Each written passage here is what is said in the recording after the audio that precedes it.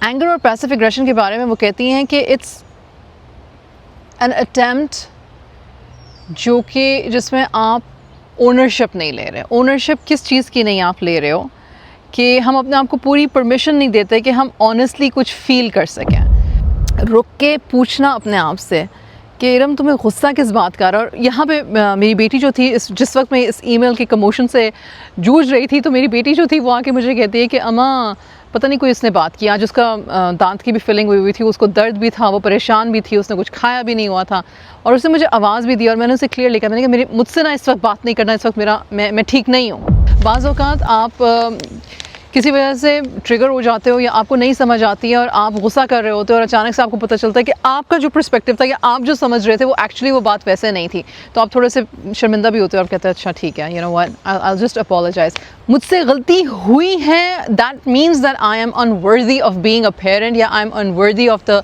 Blessings that अल्लाह सुब्हानहू व तआला हैज़ गिवन मी। ये प्रॉब्लमैटिक है। हर रोज़ अपने आप से बहुत प्यार से, बहुत मोहब्बत से बात करो।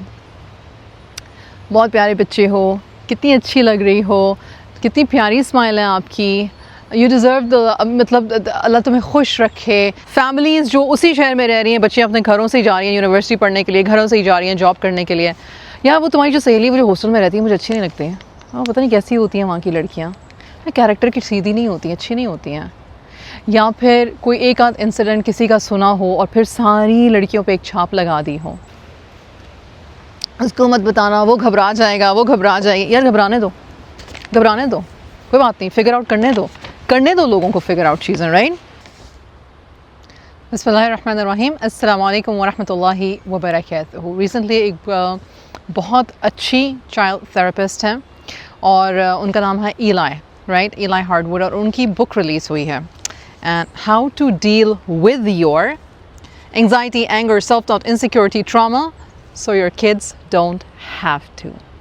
और फिर वो लिखती हैं encyclopedia for ditching your emotional baggage. अब आप सबको पता है और हम सब के लिए ये बहुत ही मज़े की बात है कि हमारे पास एक किताब है जो एग्जैक्टली कहती है कि इमोशनल बैगेज जो एक पेरेंट का है उसको हमने कैसे डिच करना है। वैसे तो जैसे आप कोई चीज़ ऐसे फेंक दो, लेकिन what does ditching actually mean in her book, और उसमें हम क्या सीखेंगे, चले आए सीखते हैं। सबसे पहली चीज़ तो कहते हैं कि जो 5 गिफ्ट्स एक सिक्योर पेरेंट अपने बच्चों को दे सकता है, वो नंबर 1 क्या है कि आपका बच्चा ये फील करे कि वो कुछ भी हैंडल कर सकता है क्योंकि आपने उसको सिक्योरिटी दी है। गिफ्ट नंबर 2 क्या है, आपका बच्चा ये फील करता है कि they are understood by you, आपके इर्द गिर्द वो एक्शल्स पे नहीं चल रहा कि ओह मामा को बुरा लग जाएगा, ओह मामा को समझ नहीं आएगी, ओह मामा को गुस्सा चढ़ जाएगा, पता नहीं मामा क्या करेंगी, राइट। नंबर 3 ये कि आपका बच्चा जो है वो आपके साथ उसका सेंस ऑफ रिलेशनशिप जो है ना, क्लोजनेस है उसकी, वो आपके क्लोज रहना चाहता या चाहती है। आपके बच्चे को ये फील होता है कि जब भी उसे ज़रूरत होती है द फादर और द मदर और both of them actually show up, आप हो उसकी ज़िंदगी में, आप हो उसके अच्छे मोमेंट्स में, उसके डाउटफुल मोमेंट्स में, उसके वीक मोमेंट्स में, परेशानी के मोमेंट्स में, they know that you know they can rely on you. और 5वीं चीज़ क्या है कि आपका बच्चा ये फील करता है कि वो जो भी है, जैसा भी है, वो फुली एक्सेप्टेड है बाय यू, उसके फ्लॉज के साथ और उसकी अच्छाइयों के साथ। ये 5 गिफ्ट्स हैं जो हम पेरेंट्स अपने बच्चों को देते हैं या दे सकते हैं और उसूली तौर पे हमें ये देने चाहिए। तो उनकी जो बुक है ना, ये 2 पार्ट्स में है, right, it's like in 2 parts. और जो उसका पहला पार्ट है वो सारा फीलिंग्स के बारे में है, it's all about the feelings.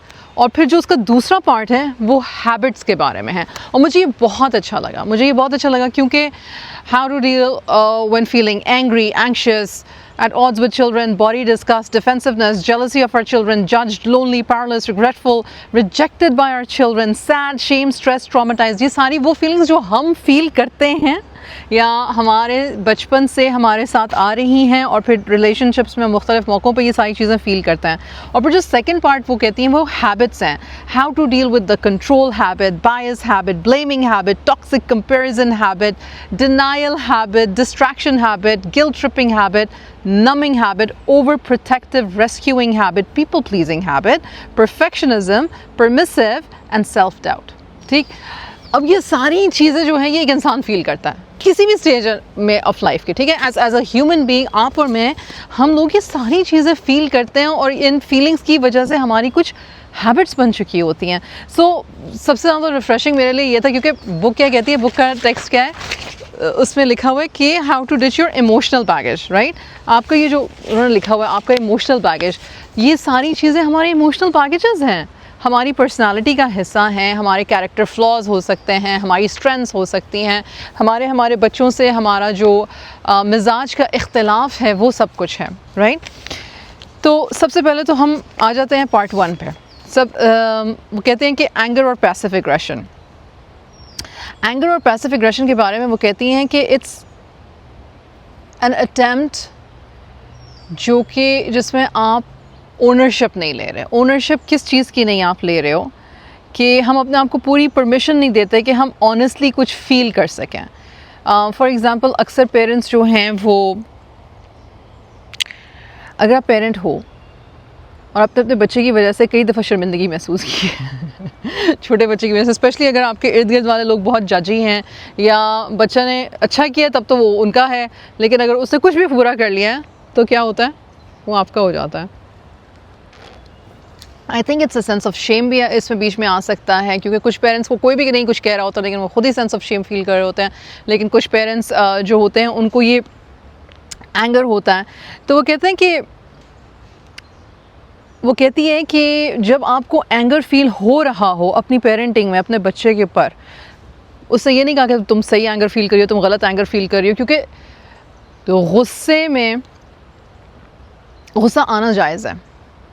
गुस्से पर एक्ट करना और कितना एक्ट करना और कैसे एक्ट करना है, वहाँ पे बाउंड्री क्रिएट हो जाती है, जायज़ की, नाजायज़ की, ज़रूरत की, बिला ज़रूरत की, वगैरह वगैरह, राइट। तो वो कहती हैं कि आपने गुस्से में अपने आप से ये कहना है कि मेरा इस वक्त रिस्पॉन्स एंग्री रिस्पॉन्स है और मुझे समझ नहीं आ रही कि क्यों है। मुझे अपने आप को समझने दो पहले कि मैं क्यों, मुझे गुस्सा किस बात का आ रहा है।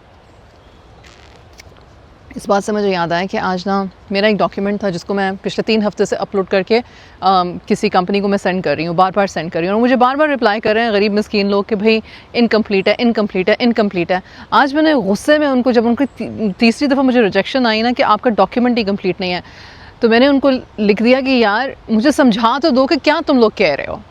उन्होंने समझाया, बट शायद my English not so very good मुझे फिर भी नहीं समझ आई। मैंने अपनी बहन की कॉल की, मैंने कहा यार ये पढ़ो, ये क्या मुझे समझा रहे हैं। और जब उसने मुझे समझाया तो I was like oh my God, मुझे ये मतलब इतना क्लियर है ये, लेकिन मुझे समझ नहीं आ रहा। अब मेरा फियर और मेरा एंगर मिक्स हो गया था। फियर मेरा ये कि मेरा काम नहीं होगा, एंगर मेरा ये कि मैं जो मुझसे चाह रहे हैं वो मैं कर तो रही हूँ, लेकिन जिसको कहते हैं ना रुक के पूछना अपने आप से कि इरम तुम्हें गुस्सा किस बात का। और यहाँ पे मेरी बेटी जो थी, जिस वक्त मैं इस ईमेल के कमोशन से जूझ रही थी, तो मेरी बेटी जो थी वो आके मुझे कहती है कि अम्मा पता नहीं कोई इसने बात की, आज उसका दांत की भी फिलिंग हुई थी, उसको दर्द भी था, वो परेशान भी थी, उसने कुछ खाया भी नहीं हुआ था, और उसने मुझे आवाज़ भी दी और मैंने उसे क्लियर लिखा, मैंने कहा मुझसे ना इस वक्त बात नहीं करना, इस वक्त मैं ठीक नहीं हूँ, इस वक्त मैं ठीक नहीं हूँ। अब मुझे गुस्सा उस पर नहीं है, गुस्सा मुझे अपनी ईमेल वाली सिचुएशन पर है, बट आई न्यू कि अगर वो मुझसे कुछ कहेगी या मांगेगी, I am not in that mental emotional capacity to fulfil that need. क्या मैं बेहतर क्या कर सकती थी, मैं उसकी आराम से बात सुन सकती थी, मैं सुन सकती थी और मैं कह सकती थी कि अच्छा यार मुझे कुछ मिनट दे दो, मुझे मैं कुछ प्रोसेस करी हूँ, मुझसे प्रोसेस नहीं हो रहा। So these are the examples where you might feel angry outside of your parenting, और या बिकॉज ऑफ योर पेरेंटिंग या बिकॉज ऑफ द चाइल्ड या जो भी है, लेकिन इसको प्रोसेसिंग जिसको कहते हैं ना, ये बड़ी ज़रूरी है। नंबर 2 वो कहती है एंग्जाइटी। एंग्जाइटी को आप किस तरह से कह सकते हो कि आप अपनी एंग्जाइटी को एक विजुअल दे दो, कि जैसे आप किसी चीज़ से घबरा रहे हो या आपको डर लग रहा है कि यार ये कोई चीज़ इस तरह से हो जाएगी या मैं नहीं चाहती कि इस तरह से इसका आउटकम हो, तो आप कहो, उस चीज़ को नाम दे के कहो कि मुझे पता है कि मुझे इस चीज़ की एंग्जाइटी है। और एज़ मुस्लिम्स हम ये भी कहते हैं कि अल्लाह सुब्हानहू व तआला बेहतर करे, अल्लाह सुब्हानहू व तआला आसानियाँ करे, राइट। वो पता क्या कहती हैं, वो कहती हैं when we name our anxiety and give it a visual, our brains actually calm down because we create distance between ourselves and our feelings. Again वही वाली बात है कि ये अभी हुआ नहीं है, मुझे ये सोच के डर लग रहा है, मुझे ये सोच के घबराहट हो रही है। उससे ये होता है कि आपको पता चल जाता है कि आपके ब्रेन को ये पता चल जाता है कि आप इस वक्त इस तकलीफ़ में हो नहीं। वो जो होने वाला है जिसकी आपको भी गारंटी नहीं है, या अगर पता भी चल रहा है कि हाँ होगा, जैसे फॉर एग्जांपल आपको पता है आपके फ़ोन पे टेक्स्ट में आपकी स्पाउस के साथ आपकी मुँहमारी हो चुकी हुई है, आपको पता है घर आना तो उसने भी मुँह बनाना है, आपने भी मुँह बनाना, और आपको एंग्जाइटी हो रही है, वो जो एक गंदी सी फीलिंग होती है कि यार तो यू टेल योरसेल्फ कि मुझे एंग्जाइटी हो रही है क्योंकि मुझे कन्फ्रंटेशन नहीं पसंद है। ओके, कन्फ्रंटेशन नहीं पसंद है, क्या हो सकता है, बात किस तरीके से करनी है, क्योंकि आप फिर फ़ौरन सोल्यूशन की तरफ जाना शुरू कर देते हो।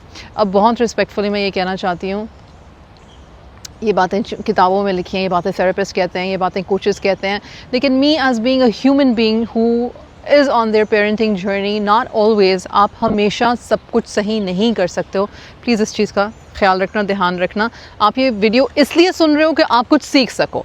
सीखने का मतलब ये है कि सुनोगे और उसको अप्लाई करोगे, और फिर बार बार कोई बेहतरी करने की कोशिश जो है वो आपके न्यूरोपैथ जो है उसको बनाएगी, बेहतर करने की कोशिश करेगी। लेकिन ऐसा नहीं हो सकता कि एक दफ़ा सुनने से या 2 दफ़ा सुनने से और उसको प्रैक्टिस ना करने से आपको सारी चीज़ों की समझ आ जाए। It takes a lot of time, a lot of effort, a lot of years. तीसरी चीज़ वो कहती है अपॉलॉजीज़। अपॉलॉजीज़ का उनका मतलब क्या है? उनका मतलब ये है कि घर में गलती हो जाए किसी से भी तो अपॉलॉजी ना एक नॉर्मल होना चाहिए कि हाँ यार ये मुझसे गलत हो गया, ओननेस लो कि हाँ ये मुझसे हो गया।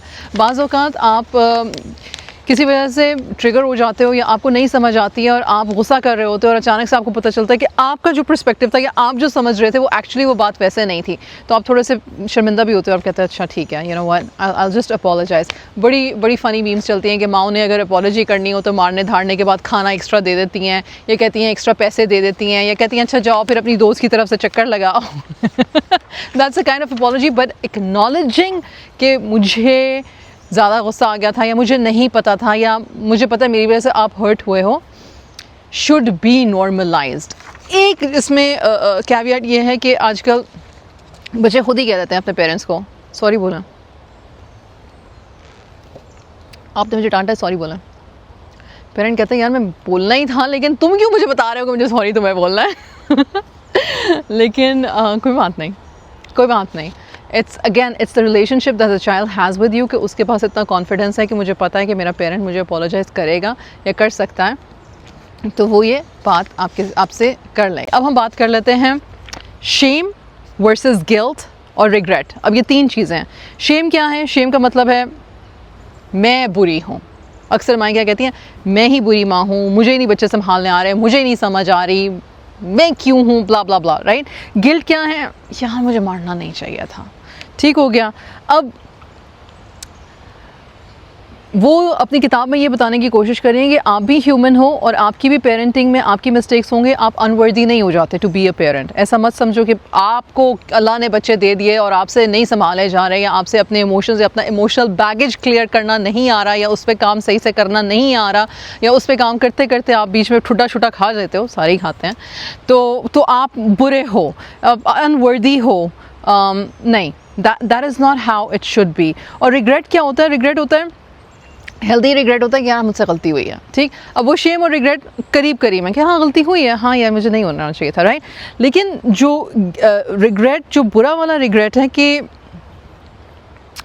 मुझसे गलती हुई है, that means that I am unworthy of being a parent, या I am unworthy of the blessings that अल्लाह सुब्हानहू व तआला हैज़ गिवन मी। ये प्रॉब्लमैटिक है। इस तरह का रिग्रेट नहीं होना चाहिए बिकॉज ये आपको आगे बढ़ने से रोकता है। रिग्रेट, वो कहती हैं कि रिग्रेट ऐसी जगह नहीं है जहाँ पे आप लैंड करके फिर रुक जाओ, मतलब आपकी लैंडिंग रिग्रेट की प्लेन फील्ड पर हो जाए फिर आप रिग्रेट पर रुके रहो, इस तरह से मत करो। बल्कि रिग्रेट अगर हो रहा है तो अंडरस्टैंड करो कि ठीक है, you no what did I do bad, what can I do better, ताकि आप उस आगे मूव कर सको। Then she talks about sadness में वो क्या कहती हैं कि सैडनेस इज़ वेरी नेचुरल। और अगर आप लोगों ने वो मूवी भी देखी हुई है इमोशंस वाली भी, मुझे एकदम से उसका नाम भूल गया, आउज़ुबिल्लाहि मिनश शैतानिर रजीम, part 1 and part 2, and it focuses on sadness. The part 1 focuses on sadness कि सैडनेस के बगैर आपको ये समझ में नहीं आता है कि आपको किन चीज़ों के बारे में ग्रेटफुल होना चाहिए, आपको किस तरह से इमोशंस हैंडल करना चाहिए। तो sadness in itself is not a bad emotion, लेकिन अगर हम खुद अपनी सैडनेस को नहीं संभाल पाते या हम उसको डील नहीं कर पाते, तो हम अपने बच्चों को क्या मैसेज दे रहे हैं कि सैडनेस जो है ना वो शेमफुल है। सैडनेस का गोल ये होता है कि आप उसको प्रोसेस करो, आप उसको फील करो, आप उसको नेम करो, आप उसको शेयर करो, आप उसको रिलीज़ करो, right. And sadness deserves to be acknowledge कि हाँ मुझे उदासी है, मुझे दुख है, मुझे दुख है। हम क्या कहते हैं, हम फ़ौरन से बाईपास करना शुरू कर देते हैं। पहले हम स्पिरिचुअल बाईपासिंग कहते हैं कि अल्लाह की मसलहत पे शक मत करो। कोई नहीं शक कर रहा अल्लाह की मसलहत पे।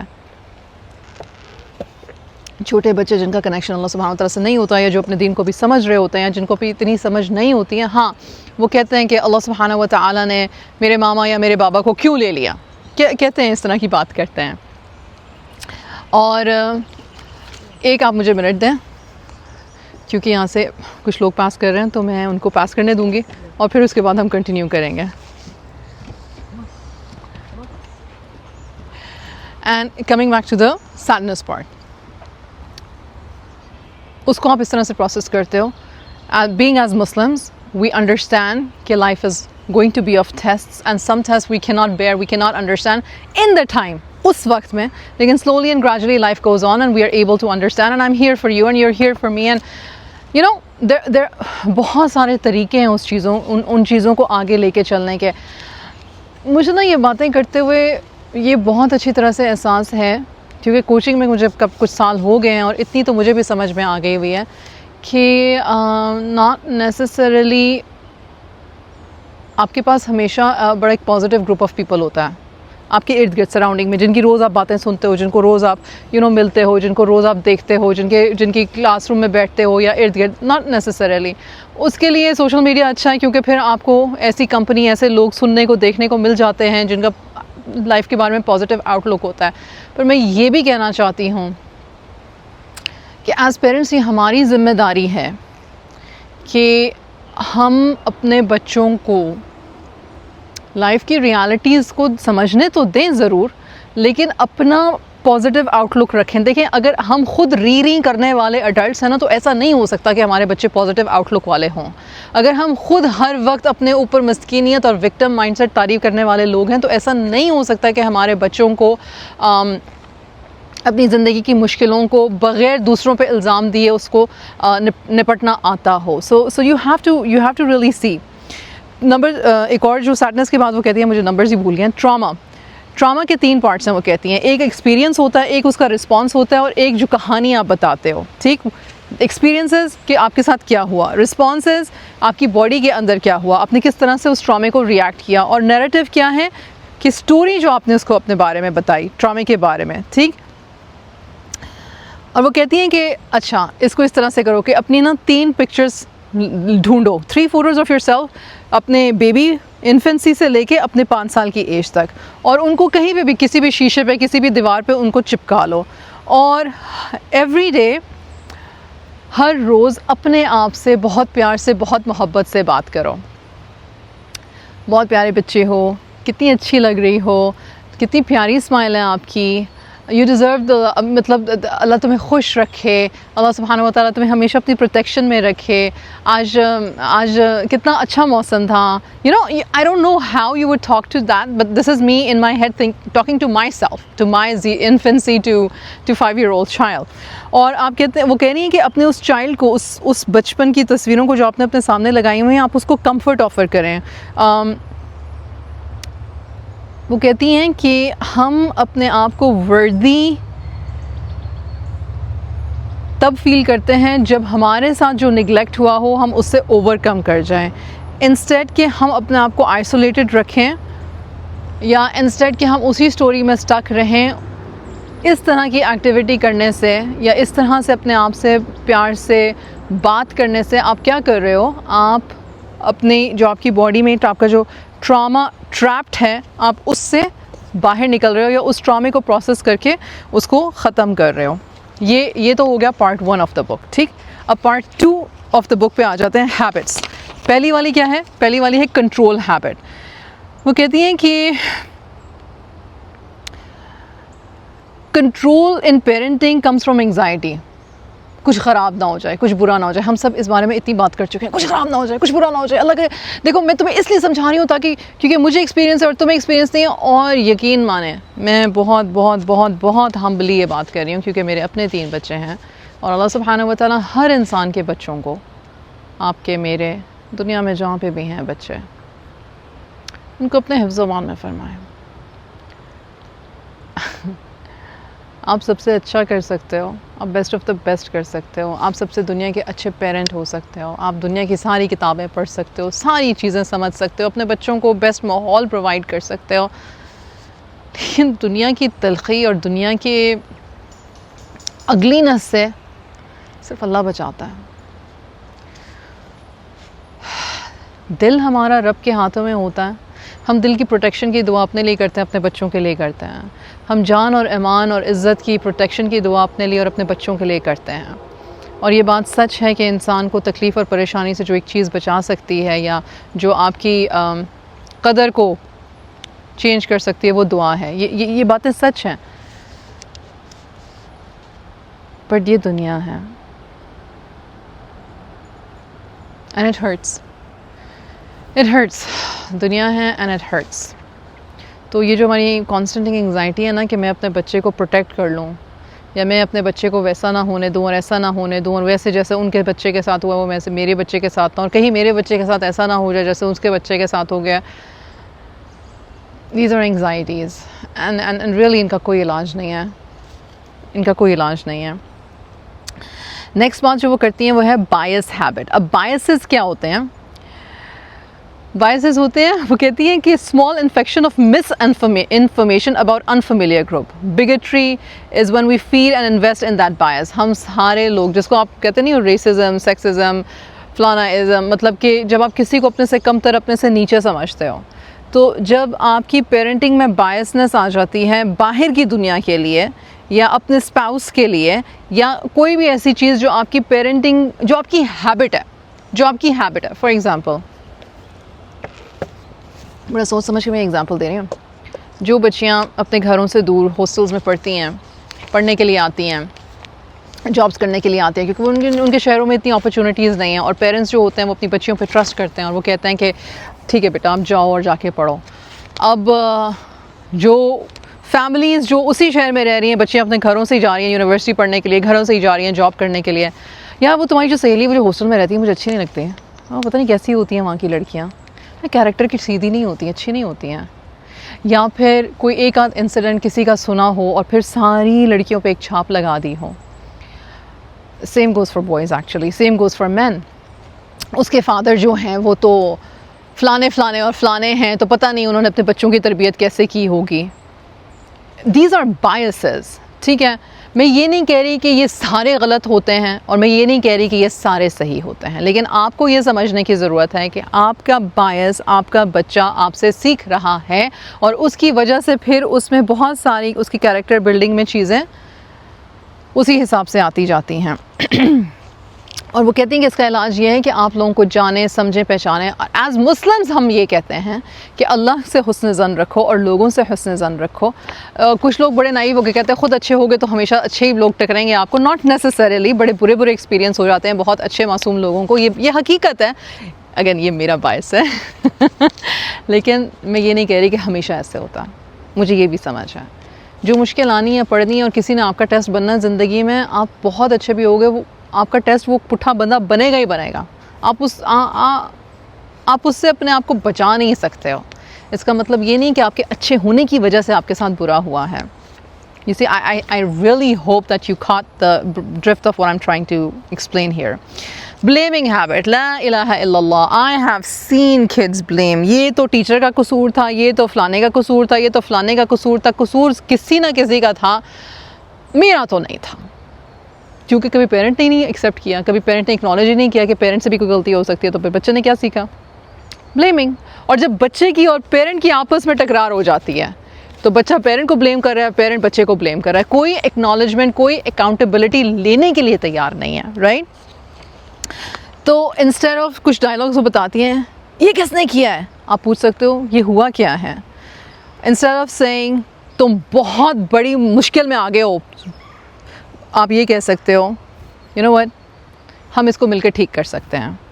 इंस्टेड ऑफ सेइंग ये शुरू किसने किया था बताओ ना ज़रा मुझे, आप कह सकते हैं you know what, figure out कर लेते हैं किसकी क्या ज़रूरत है या किसका कौन सा मसला कैसे हल हो सकता है। This helps to shift this blame mentality into solving mentality, again from fixed mindset to growth mindset. Numbing habit क्या होती है, अगेन ये नमिंग हैबिट जो है ये हम सारों में है, क्योंकि हम लोग सारे डूम स्क्रोलिंग की कौम है, अब पूरी दुनिया है, ठीक। अब आपकी लड़ाई हो गई है, आप नेटफ्लिक्स पे हो, आपका दिल ब्रेक हो गया, आप खा रहे हो पी रहे हो और प्रॉब्लम को एड्रेस नहीं करोगे, उसके अलावा हर तरीके से अपने आप को नम करोगे। Me being a woman I can say this for myself and for a lot of women that I have coached, we have a numbing problem by eating, over eating. Some people they just go to sleep, some people they just keep on shopping, some people they just go to like कुछ लोग अपनी दर्द को gym जाके नम करते हैं, मतलब इतना ज़्यादा अपनी बॉडी के ऊपर जबर करना शुरू कर देते हैं through exercise and all these things. That is also numbing from the existential crisis जो आपकी ज़िंदगी में हो रहा है। अब हर चीज़ क्राइसिस नहीं होती, लेकिन this is how you numb, you not addressing it. The opposite of addiction, कोई भी एडिक्शन हो, अब मैं यहाँ पे ये प्रिज्यूम कर रही हूँ और यहाँ पे मैं अल्कोहल की एडिक्शन और पोर्न की एडिक्शन का नाम नहीं ले रही, लेकिन ये एडिक्शंस हैं, ये हमारे माशरे में सैडली ये बहुत रैम्पेंट हैं। अगर हम नहीं मानेंगे तो एक अलग बात है, लेकिन ये हैं, ठीक। तो एडिक्शन का ऑपोजिट क्या है? एडिक्शन का ऑपोजिट है कि आप अपने आप को उस एडिक्शन से निकालो, थ्रू सिक्योर कनेक्शन निकालो, और एडिक्शन को ठीक करने के लिए जो प्रोसेस, स्टेप्स, थेरेपीज़, जो कुछ करना पड़ता है वो आपको करने की ज़रूरत है। फिर नेक्स्ट क्या है? Over protective rescue habit. मैं अपने बच्चे को पेन से बचा लूँ, मैं अपने बच्चे को फेलियर के पेन से बचा लूँ, मैं अपने बच्चे को मजाक उड़ने के पेन से बचा लूँ, मैं अपने बच्चे को बचा लूँ। एज अ पेरेंट मैं और आप ना अपने बच्चे को नहीं बचा सकते, हर दफ़ा हर वक्त नहीं बचा सकते, ठीक हो गया। और रेजिलियंस नहीं फिर उनमें बिल्ड होता, और रेजिलियंस जो है वो एब्सेंस ऑफ पेन में बिल्ड हो ही नहीं सकता, एब्सेंस ऑफ फेलियर में, absence of understanding, of acknowledgement, of accountability, of vulnerability में रेजिलियंस नहीं पैदा होता है। छोटी सी बात हो गई, री रोना, व्हाई यू कैंट। तो अपनी ये जो हमारी हैबिट है प्रोटेक्ट करने की और ओवर प्रोटेक्ट करने की अपने बच्चों को, हमें इसको ठीक करने की ज़रूरत है। और यूजुअली बच्चे पता क्या कहते हैं, and I have done this with my mom, कि यार ट्रस्ट करें मुझ पर, आपको मुझ पर ट्रस्ट ही नहीं है। आज एक बड़ी छोटी सी और बड़ी मज़े की एग्जांपल है। अम्मा मेरी झाड़ू लगा रही थी, मैंने कहा मैं कर देती हूँ, उन्होंने कहा कर लो, ठीक। फिर मैंने चेयर्स हटाई और मैं चेयर्स के दरमियान में से झाड़ू लगा रही थी। मेरी अम्मा आके वो चेयर वापस रखने लगी। मैंने उनको ज़बरदस्त किस्म की घूरी दी कि ये मैं कर लूँगी। फिर उसके बाद मैं एक और जगह कर रही थी और रास्ते में हमारी बिल्ली का टॉय पड़ा हुआ था। हाफ अ सेकंड की बात थी कि वो मैं उसको उठा लेती, राइट, लेकिन उन्होंने मुझे नहीं उठाने दिया, उन्होंने मुझसे पहले उठा लिया। क्यों? क्योंकि उनको लगता था कि मैं इसकी हेल्प कर रही हूँ। एंड आई वाज लाइक, अम्मा आपको मुझ पर ट्रस्ट नहीं था, मैंने उठा लेना था, अम्मा क्यों किया है आपने ये, right. Again this is coming from फिर मुझे कहती हैं, मज़े से कहती हैं, अच्छा यार मेरी बुरी आदत है। मज़े की बात यह है कि मेरे अंदर भी अपने बच्चों के साथ, या बल्कि अपने फ्रेंड्स के साथ भी यही आदत है, और उनको भी ये बात बुरी लगती है। What I have learned subconsciously I am doing it to my people, जो कि नहीं करना चाहिए। उसके बाद क्या, कौन सी हैबिट है? People pleasing habit. People pleasing is a self abandonment dressed up as kindness, making sacrifices for our children, या making sacrifices for children healthy ये पेरेंटिंग में आ सकती है, लेकिन sacrificing ourselves for our children is not a very healthy habit. The goal is कि आपको समझ आए कि पीपल प्लीजिंग क्या है, बाउंड्रीज़ क्या हैं। ये हैबिट हमने डेवलप करनी है, क्योंकि अगेन हमारे बच्चों में भी यही चीज़ें आती हैं। सेल्फ डाउट हैबिट, अगेन वो कहती हैं कि doubt that other people can handle our confidence without retaliating. The problem is not your sunshine, it is their sensitivity to the sun.